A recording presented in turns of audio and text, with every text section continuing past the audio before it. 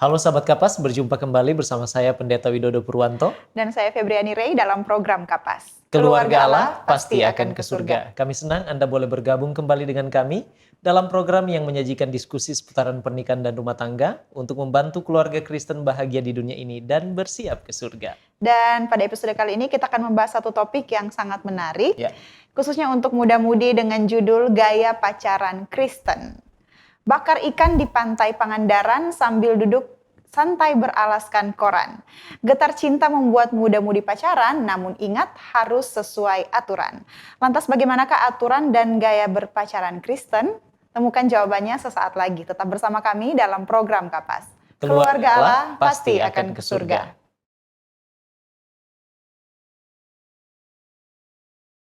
Masih bersama kami dalam program Kapas, dan untuk membahas topik kita yang sangat penting kali ini, saat ini sudah hadir bersama kami di studio Cornelius Media, narasumber kita yaitu keluarga Pendeta Sakul Supit. Menamatkan pendidikan S2 di Universitas Kelabat, Pendeta Olsen Sakul MTH saat ini melayani sebagai seorang gembala jemaat di Gereja Masai Advent Hari ke-7 daerah Misi Minahasa Utara Bitung. Sedangkan Ibu Deisha Supit MPD bekerja sebagai dosen di Fakultas Keguruan dan Ilmu Pendidikan Universitas Kelabat. Kepada keluarga Pendeta Sakul Supit, Allah mengaruniakan 2 orang putra yaitu Kenza dan Kenso Sakul. Keluarga ini adalah keluarga yang bersemangat dan penuh dedikasi dalam pelayanan, rendah hati dan juga suka untuk berbagi. Ya, langsung saja kita sapa narasumber kita ya. Shalom, Pendeta Pendeta Sakul dan Ibu. Shalom. Apa kabar Pendeta dan Ibu? Luar biasa. Luar biasa, Sehat ya? kompak sekali menjawab, luar biasa, puji Tuhan. Senang sekali boleh berjumpa dengan kami di program Kapas pada saat ini. Terima kasih sudah bersedia meluangkan waktu untuk menjadi narasumber pada episode kali ini. Baik Pendeta dan Ibu, kita akan segera memulaikan diskusi kita, namun sebelumnya mari kita awali dengan doa. Kita tunduk kepala dan berdoa. Terpujilah nama-Mu ya Tuhan Allah kami, sebab Engkau baik dalam kehidupan kami, boleh memberi kami kesempatan untuk berjumpa kembali di dalam program Kapas Cornelius Media. Kami berdoa ya Tuhan, ketika kami akan berdiskusi, Engkau akan memberkati narasumber kami dengan hikmat dan akal budi, sehingga apa yang akan disampaikan, dibagikan boleh menjadi berkat bagi kami, keluarga-keluarga Kristen, boleh berbahagia di dunia ini, dan kami akan bersiap ke surga. Terpujilah Engkau Bapa, ini doa kami dalam nama Tuhan Yesus, kami sudah berdoa. Amin. Amin. Baik, Pendeta Sakul dan Ibu, topik kita saat ini adalah gaya pacaran Kristen. Nah, kenapa topik ini penting untuk kita bahas, serta apa kira-kira sasaran atau objektif dari diskusi kita? Silakan. Pendeta atau Ibu. Baik. Topik ini merupakan topik yang sangat penting, tentunya karena gaya berpacaran Kristen perlu diketahui, baik oleh orang-orang muda, bahkan juga tentunya orang tua. Kenapa penting? Karena dari topik ini kita bisa ketahui bagaimana gaya berpacaran yang benar, dan dalam berpacaran ini ada batas-batasnya. Ada batas-batasnya. Gaya pacaran Kristen ini penting juga diketahui supaya setiap pasangan Kristen, tentunya orang muda Kristen, dapat membedakan apa yang boleh dilakukan dan apa yang tidak boleh dilakukan di saat berpacaran. Baik. Dan pacaran juga kita tahu adalah tahap penting untuk memasuki kehidupan selanjutnya. Dan anak muda saya harus katakan ini, harus memahami dari atau bagaimana gaya berpacaran Kristen ini. Karena sasarannya tentunya adalah supaya mereka tahu mana yang baik, mana yang benar, dan mana yang salah, yang boleh dilakukan dan yang tidak boleh dilakukan.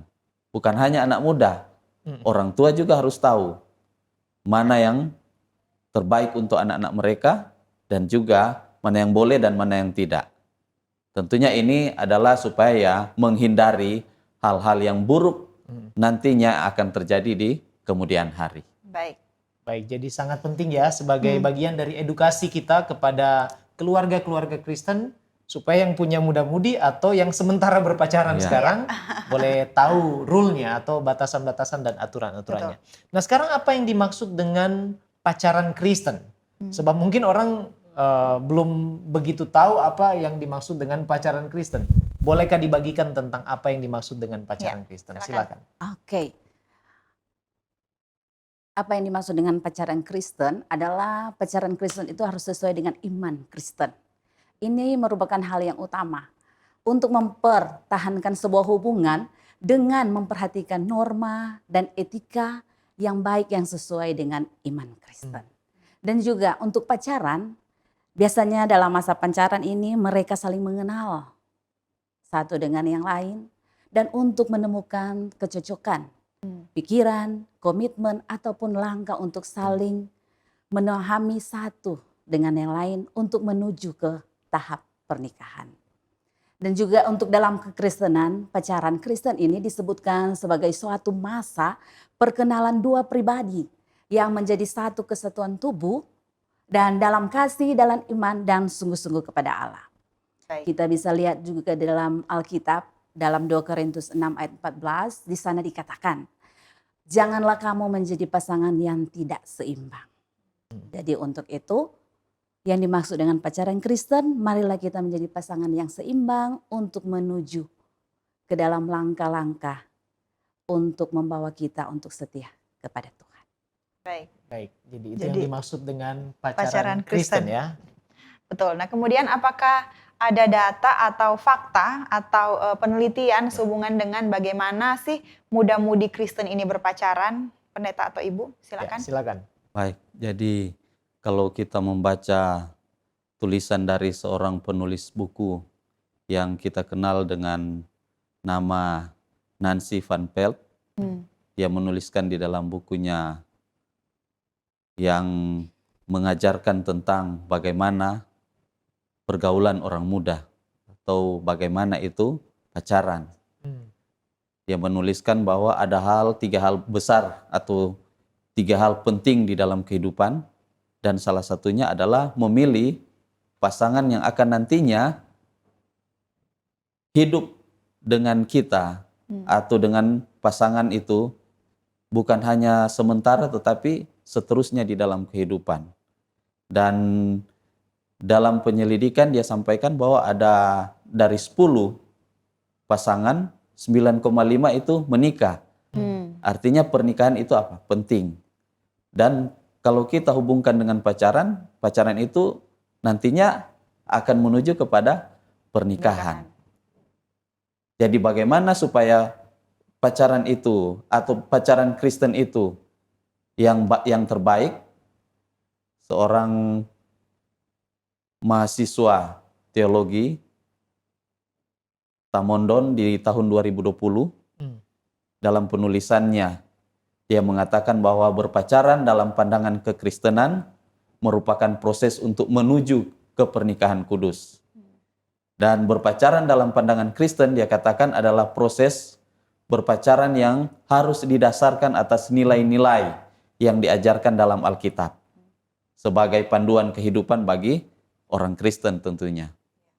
Dan dia katakan hal-hal yang perlu diperhatikan ketika sudah memiliki kekasih atau pacar tentunya, dia katakan adalah harus hidup beriman kepada Yesus.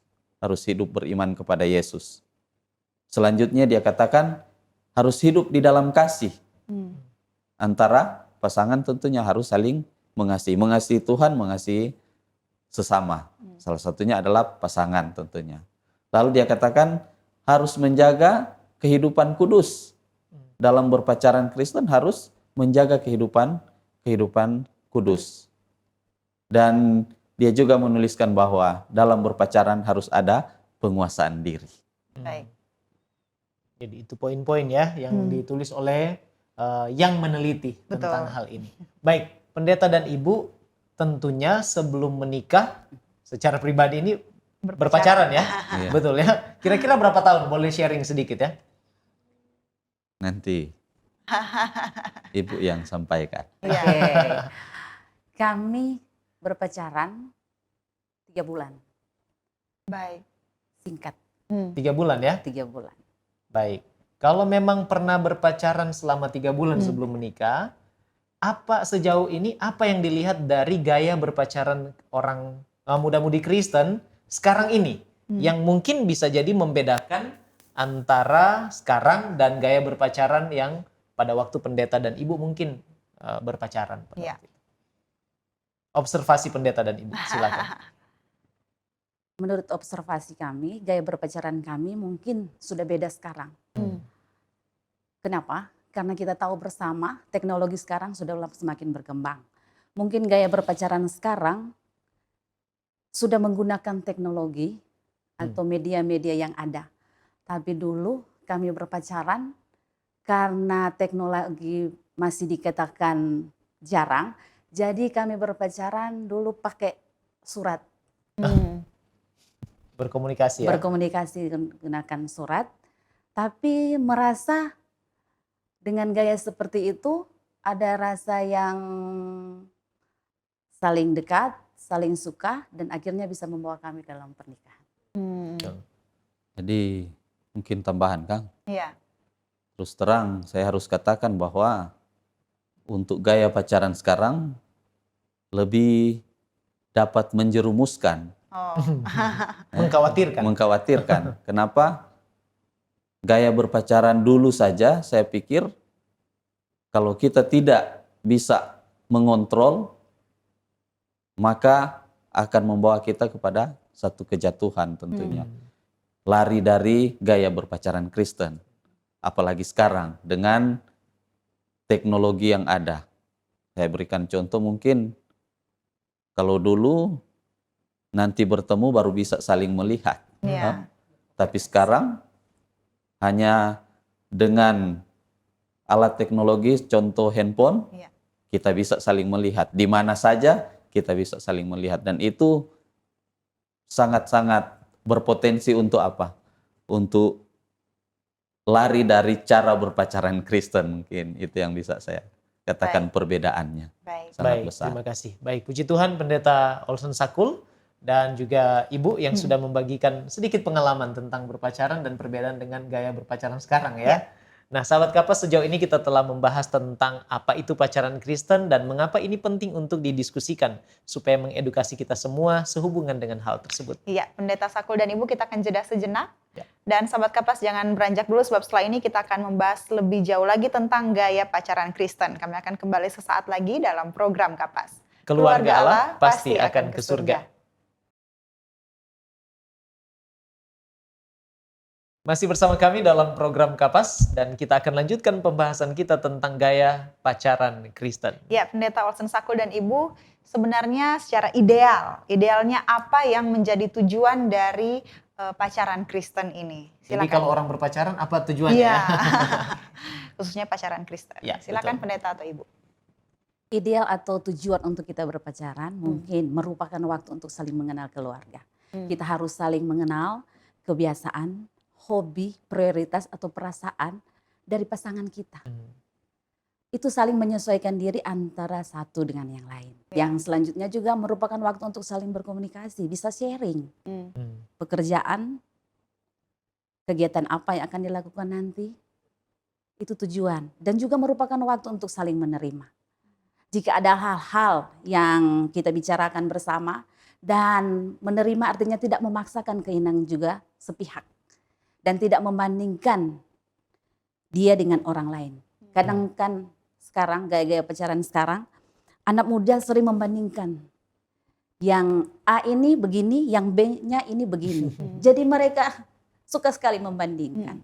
Dan akhirnya dorong gaya pacaran Kristen lari dari arah bagaimana pacaran Kristen. Selanjutnya juga untuk ideal dan tujuan untuk berpacaran Kristen ini menemukan pasangan hidup. Menemukan pasangan yang sepadan. Ya.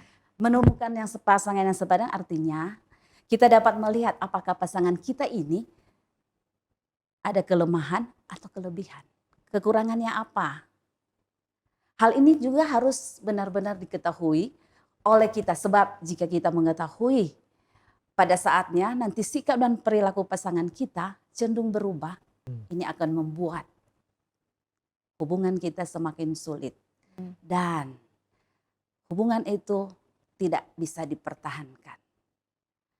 Dan tujuan juga untuk bagaimana kita berpacaran Kristen untuk menghasilkan buah roh. Kita tahu dalam buah roh ada kasih, ada sukacita di sana, dan juga ada kesetiaan, kelemah lembutan dan sebagainya. Ya.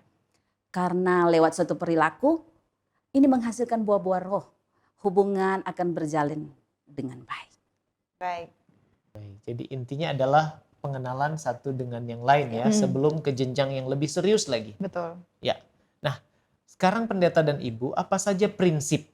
Jadi kita bicara tentang aturan ya, bagaimana gaya berpacaran Kristen. Kira-kira prinsip apa saja yang harus diikuti oleh muda-mudi Kristen di dalam berpacaran? Dan apa yang mungkin bisa merusak? Nah, apa yang mereka lakukan yang mungkin bisa merusak prinsip-prinsip tersebut atau ya paling tidak melanggar lah prinsip-prinsip itu. Silakan pendeta dan ibu. Baik, jadi prinsip gaya berpacaran Kristen adalah yang kita sebut yaitu pacaran yang sehat. Ya. Dari hal apa kita lihat itu pacaran yang sehat? Tentunya sehat secara fisik. Jadi sehat secara fisik ini berbicara mengenai tidak ada kekerasan di dalam apa? Berpacaran.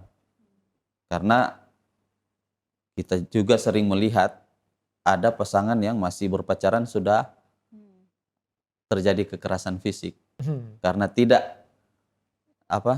tidak sesuai dengan apa yang dia pikirkan mungkin atau yang dia minta, maka yang dilakukan adalah caranya adalah dengan kekerasan fisik.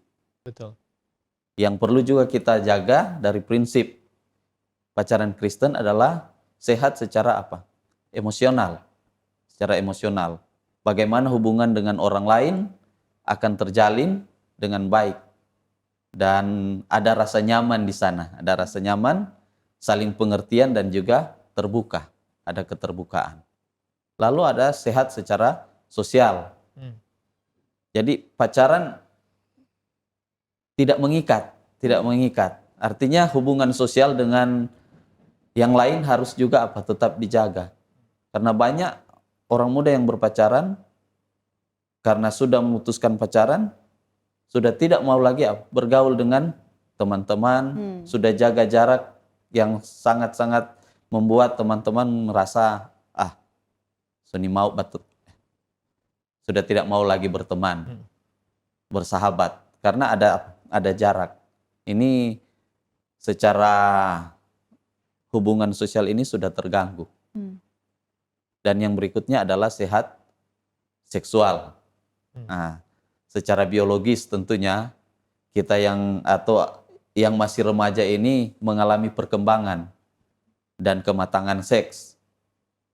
Tanpa disadari, pacaran juga mempengaruhi kehidupan seksual seseorang. Jadi kedekatan antara secara fisik bisa memicu keinginan untuk melakukan kontak fisik. Dan kalau ini terjadi itu berarti pada prinsip pacaran Kristen secara biologis ini sudah tidak sehat lagi. Nah, apa yang dapat merusak iman Kristen dalam berpacaran? Yang bisa saya sampaikan juga adalah ketika memilih pacar hanya melihat dari bentuk fisik, Sehat secara fisik tadi memang penting, tetapi ketika memilih pacar hanya melihat secara fisik, maka seseorang pasti dia akan berpikir yang penting ganteng, yang penting cantik, bisa jadi pacar. Sehingga walaupun sudah jauh dari norma kekristenan, tidak sesuai dengan prinsip Alkitab, kita tetap melakukan sesuatu berdasarkan yang penting ganteng atau cantik. Yang berikut juga yang merusak adalah ketergantungan kepada pacar. Orang Manado bilang tagantung. Artinya lebih mengutamakan pacar, bahkan waktu yang diberikan semua untuk pacar. Bucin ya kalau pendeta zaman sekarang ya. Bahkan waktu dengan Tuhan sudah tidak ada lagi. Banyak anak muda yang bahkan menghabiskan waktu hanya untuk berkomunikasi bahkan sepanjang malam dengan pacar. Dengan pacar. Dan ini tentunya akan membuat seorang itu ketika dia memiliki ketergantungan kepada pacarnya, ketika pacarnya ini melakukan sesuatu yang menyakitkan, itu akan membuat dia merasa berantakan, putus asa. Ya. Lalu ada lagi, yaitu melewati batas pacaran demi kata tidak putus. Demi kata tidak putus. Jadi yang penting saya tidak putus hubungan dengan dia, saya rela melakukan apa saja. Bahkan memutuskan untuk melakukan hubungan seks karena takut apa? Kehilangan. Karena ini tidak mau putus dengan pasangan. Dia rela melakukan hubungan seks di luar nikah. Dan kita harus percaya ini adalah cara terburuk yang dapat merusak masa depan. Dan ini juga yang akan merusak iman Kristen kita. Baik. Ya, Baik. jelas ya. Ya, sudah jelas tadi prinsip-prinsip pacaran Kristen sudah dijelaskan. Nah, kemudian apa saja tantangan dalam kita mengikuti gaya dan prinsip berpacaran Kristen seperti yang sudah dijelaskan Betul. tadi oleh pendeta. Silakan, Ibu. Oke. Untuk tantangan dalam menjalankan pacaran gaya Kristen, Ya. mungkin saya bisa memberikan yang pertama tentang kesucian. Hmm. Gaya pacaran Kristen menekan kepada kesucian dalam hubungan yang dapat menjadi tantangan dalam menjaga batas-batas fisik. Bagaimana kita menjaga kesucian kita sebagai perempuan, khususnya juga untuk perempuan, untuk orang jaga orang kesucian. Yang selanjutnya juga untuk tantangan dalam menjalankan pacaran gaya Kristen, kepatuhan terhadap nilai-nilai Kristen. Ini mempertahankan nilai-nilai Kristen dalam hubungan bisa menjadi tantangan. Terutama jika pasangan ini memiliki pandangan atau nilai-nilai yang berbeda. Tantangan yang selanjutnya juga tentang keterlibatan gereja. Tantangan dapat muncul dalam mengintegrasikan hubungan dengan keterlibatan gereja dan masyarakat di sekitar.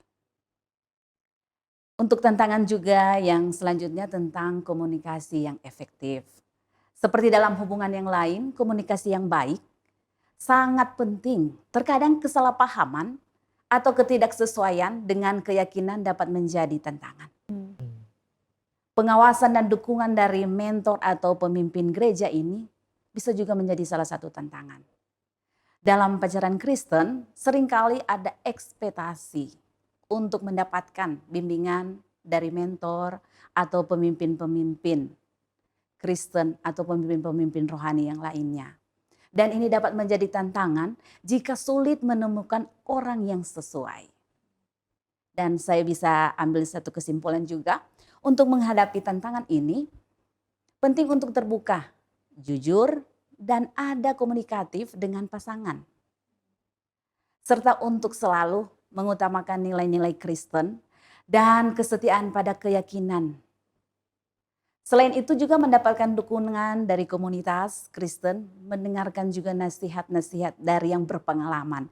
Biasanya kita di dalam suatu hubungan ada tua-tua, ada petua-petua yang diberikan dari orang-orang yang berpengalaman. Itu memang penting sekali untuk menjalin pacaran Kristen. Kenapa? Karena dengan pengalaman yang mereka berikan, pengalaman yang mereka bicarakan kepada kita, kita bisa ambil itu untuk membawa kita untuk bagaimana gaya pacaran Kristen kita. Untuk bisa terarah dan dihindarkan dari hal-hal yang tidak diinginkan. Dan juga itu bisa membantu untuk mengatasi tantangan pada pacaran gaya Kristen. Baik, terima kasih pendeta dan ibu. Nah, saya ada beberapa hal yang mungkin ada di pikiran saya tentang pacaran ya, khususnya kita berbicara dalam konteks Kristen. Nah, kira-kira usia berapa sebenarnya orang Kristen, muda-mudi Kristen ini boleh berpacaran? Kira-kira menurut pendeta, apakah anak-anak SMA ini, muda-mudi Kristen yang sudah duduk di bangku SMA ini boleh atau tidak berpacaran? Ya. Oke, jadi kalau kita melihat bukan nanti sekarang, Ya. kan? Dari dulu kita sudah melihat, mendengar banyak yang sudah berpacaran di umur-umur yang sebenarnya belum waktunya pacaran. Belum waktunya pacaran.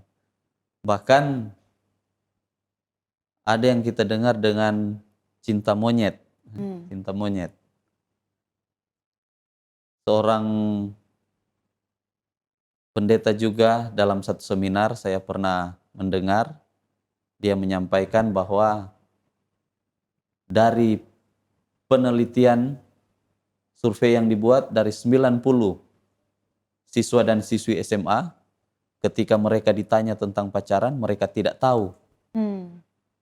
Mereka tidak tahu apa itu pacaran. Baik. Tapi mereka sudah punya pacar. Kalau dalam tanda kutip kita bisa katakan pacar.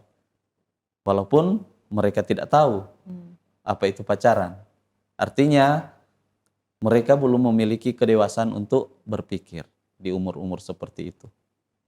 Saya mungkin tidak bisa sampaikan kualifikasi umurnya, tetapi yang bisa saya katakan adalah ketika sudah dewasa di dalam berpikir, itulah umur yang terbaik untuk menjalin hubungan, khususnya berpacaran.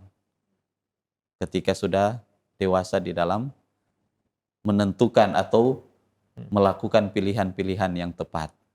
Baik. Biasanya kita katakan yang dewasa itu ketika sudah umur 17 tahun ke atas kan?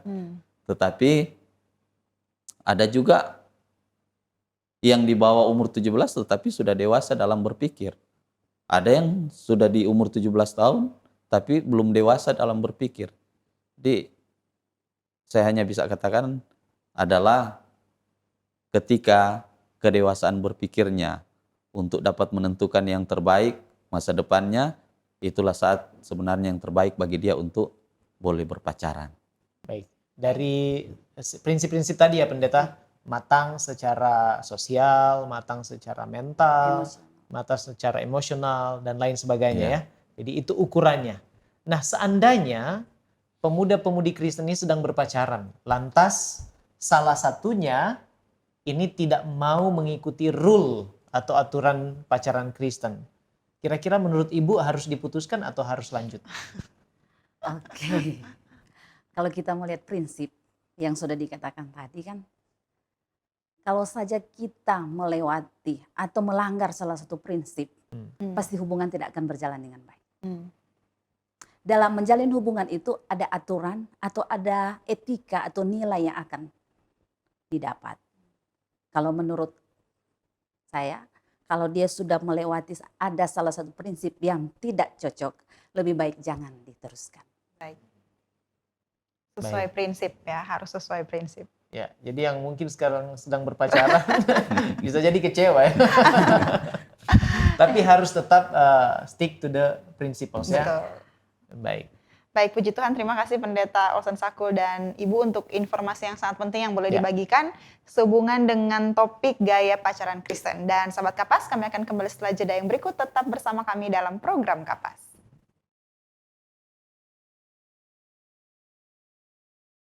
Masih bersama kami dalam program Kapas dan tidak terasa kita sudah tiba di segmen terakhir diskusi kita. Ya, tentunya menarik sekali ya diskusi kita dan mungkin sahabat Kapas memiliki banyak lagi pertanyaan. Khususnya muda-mudi yang sedang menjalani pacaran saat ini. Ya. Nah, pendeta dan ibu kita lanjut ya. Apa akibatnya bila dalam tahap pacaran ini kita gagal mengikuti prinsip-prinsip gaya berpacaran Kristen? Ya. Apa yang mungkin terjadi? Jadi akibat jika kita gagal dalam menjalankan prinsip-prinsip gaya pacaran Kristen, ada 3 hal yang saya dapatkan yang akan terjadi, hal-hal yang tidak kita inginkan itu terjadi. Yang pertama adalah dari yang kecil, yaitu sakit hati. Jadi ketika kita gagal menjalankan prinsip atau prinsip gaya berpacaran Kristen, itu dapat menyebabkan sakit hati. Karena seperti yang sudah kita katakan sebelumnya, kalau tergantung kepada pacar atau hanya melihat dari segi fisik, maka ketika itu tidak sesuai dengan apa yang sudah kita pikirkan sebelumnya, Ya. maka itu dapat menyebabkan sakit hati. Selain itu, yang lebih besar dari sakit hati adalah bisa terjadi seperti yang sudah dikatakan tadi, hamil di luar pernikahan. Kenapa? Karena kita tidak mengikuti sesuai dengan gaya berpacaran Kristen, maka ketika tadi kita sudah bicarakan, kita tidak mau putus. Tidak mau putus walaupun seperti yang sudah dikatakan tadi, kalau sudah tidak sesuai dengan gaya atau prinsip gaya berpacaran Kristen, lebih baik sampai di situ, Sampai di situ. putus hubungan. Tapi karena tidak mau putus, memaksakan, dan seringkali mengakibatkan bisa melakukan apa saja supaya tidak putus. Salah satunya adalah hubungan seks di luar pernikahan, dan itu menyebabkan yang kita bisa katakan adalah yang tidak kita inginkan, yaitu hamil di luar pernikahan. Dan yang lebih buruk dari itu adalah seseorang bisa melakukan sesuatu hal yang dalam tanda kutip sesuatu hal yang bodoh, yaitu bunuh diri. Ketika dia mendapatkan sesuatu yang tidak sesuai dengan apa yang dia harapkan, yang dia pikirkan, stres, depresi, dan pada akhirnya bunuh diri. Jadi 3 hal ini yang bisa terjadi ketika kita gagal menjalankan prinsip gaya pacaran Kristen. Baik, jadi bunuh diri ya, jangan sampai ya. Atau mungkin melakukan kriminal juga ya, Iya. pendeta ya. Bisa juga seperti itu. Kalau cowoknya yang stres. Ya. Baik, terima kasih pendeta. Nah, sekarang bolehkah bagikan tips supaya muda-mudi Kristen ini boleh menjalankan prinsip berpacaran Kristen yang sejati? Nah, kemudian apa saja kira-kira hukum emas dari gaya berpacaran Kristen? Silakan Ibu. Oke. Tips untuk orang-orang muda sebenarnya ya. Iya. Ini ada 2. Bagaimana untuk hubungan kita dengan Tuhan atau secara vertikal. Bagaimana hubungan kita dengan sesama atau secara horizontal. Kita harus tahu bahwa apapun yang kamu perbuatlah dengan segenap hatimu seperti untuk Tuhan, bukan untuk manusia. Itu kita bisa lihat dalam Alkitab Kolose 3:23.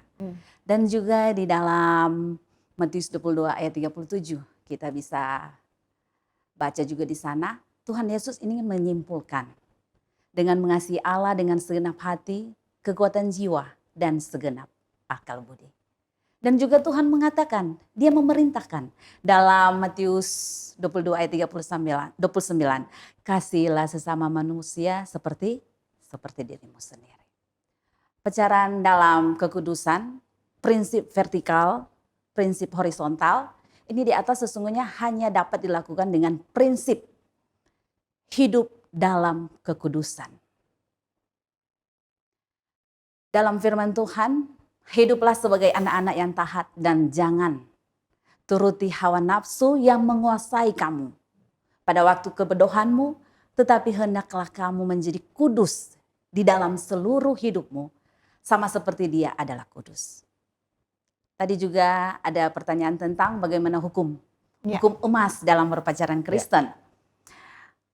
Oke, untuk pacaran Kristen, lakukan segala sesuatu untuk kemuliaan Tuhan. 1 Korintus 10 ayat 31. Kita bisa baca. Baik. Baik. Jadi itu kuncinya ya. Ya. Lakukan untuk kemuliaan nama Tuhan. Nah, tadi sudah beberapa ayat disampaikan pendeta. Kira-kira apa lagi nasihat Alkitab atau mungkin ada dari pena inspirasi sehubungan dengan gaya berpacaran Kristen yang pendeta boleh bagikan? Baik. Jadi kalau kita melihat Alkitab tidak secara spesifik membahas tentang pacaran. Ya. Namun ada beberapa prinsip dalam Alkitab yang bisa menjadi penuntun atau panduan untuk hubungan pacaran yang kita bisa katakan Kristiani. prinsip-prinsip tersebut antara lain yaitu yang pertama menjauhi kejahatan. Jadi dalam Amsal 3 ayat 1 kita bisa lihat takut akan Tuhan dan menjauhi segala bentuk kejahatan, termasuk dosa seperti seks pranikah, kekerasan dan kebohongan, Ya. dan lain-lain banyak lagi. Ya. Yang berikutnya adalah harus berjalan di dalam roh. Jadi ketika kita satu di dalam roh, maka roh itu yang akan menuntun. Roh Kudus yang akan menuntun dan kita akan mengikuti keinginan Tuhan yang tertulis di dalam firman-Nya tentunya. Lalu ada juga di dalam Keluaran 20 ayat 12 dikatakan menghormati orang tua. Ini juga penting. Ya. Berpikir panjang tentang keputusan pacaran dan mendapat restu dari orang tua dan juga kalau di gereja pimpinan gereja. Karena nasihat dari orang tua itu sangat penting. Mereka sudah mengalami pengalaman, sudah mengalami apa yang bisa saja mereka pikirkan akan terjadi kepada anak-anak. Itulah sebabnya kita harus menghormati mereka dengan apa yang mereka sampaikan. Ya. Mendengarkan nasihat mereka. Ya. Lalu kita juga harus menyembah Tuhan secara bersama-sama. Tadi sudah disampaikan jangan menjadi pasangan yang tidak seimbang. Artinya harus seimbang dalam mencari kebenaran itu.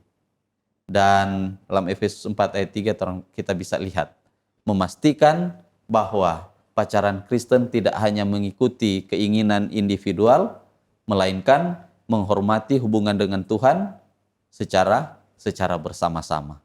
Lalu yang terakhir, membangun komitmen dan hubungan yang sehat. Membangun hubungan yang sehat dan kuat dan menikmati keinginan Tuhan untuk membangun hubungan sampai kepada pernikahan. Jadi ini yang bisa saya sampaikan. Baik. Baik. Terima kasih pendeta, dan sebagai penutup, bolehkah menyampaikan kesimpulan atau pesan penutup atau closing statement untuk diskusi kita pada saat ini? Silakan. Ya, betul, silakan. Baik, sebagai kesimpulan, saat ini saya hanya mau menyampaikan bahwa pacaran Kristen bukanlah saat untuk melatih dan melampiaskan kebutuhan seksual. Melainkan pada pengenalan pribadi yang mendalam. Lalu, pacaran Kristen juga tidak lain dari masa persiapan pernikahan. Ya.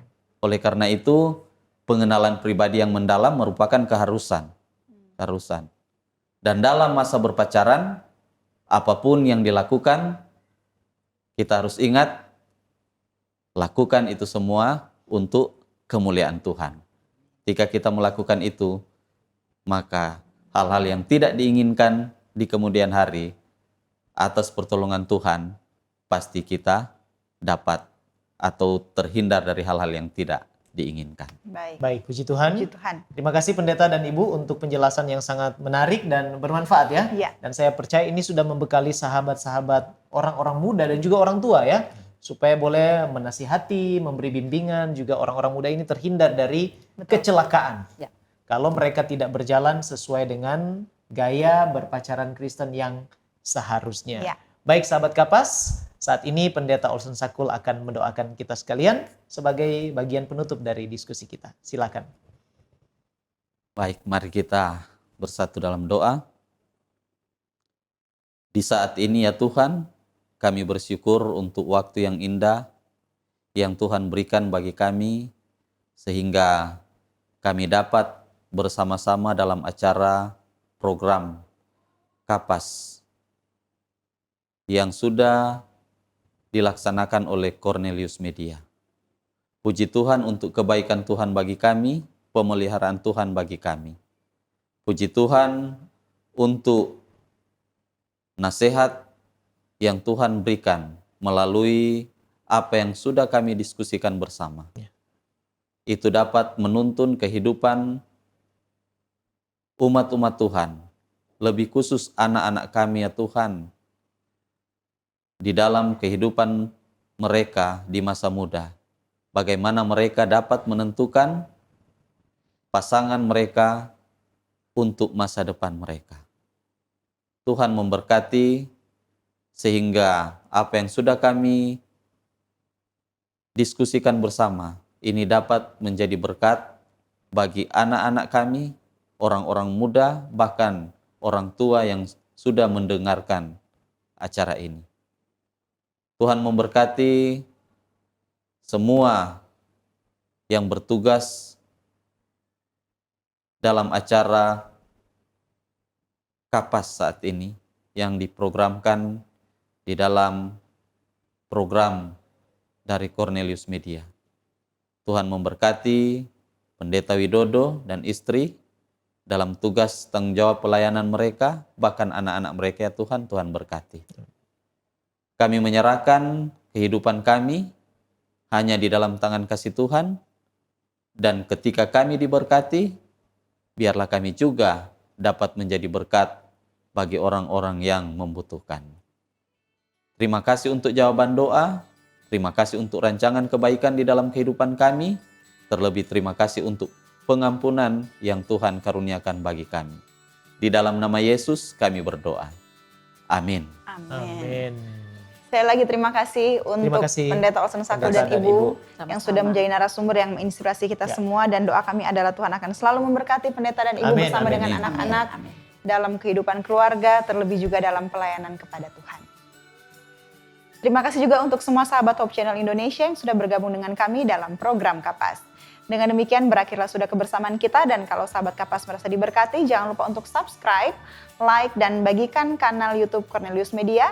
Dan jangan lupa untuk bergabung kembali dengan kami dalam program yang sama pada episode selanjutnya. Menjadi sahabat Kapas, kita belajar bersama, kita bertumbuh bersama, kita bahagia bersama, dan kita bersiap ke surga bersama, sebab keluarga Allah pasti akan ke surga. Saya Pendeta Widodo Purwanto. Dan saya Febriani Rey bersama dengan narasumber kita, keluarga Pendeta Sakul Supit. Sampai jumpa lagi dan salam Kapas. Salam Kapas.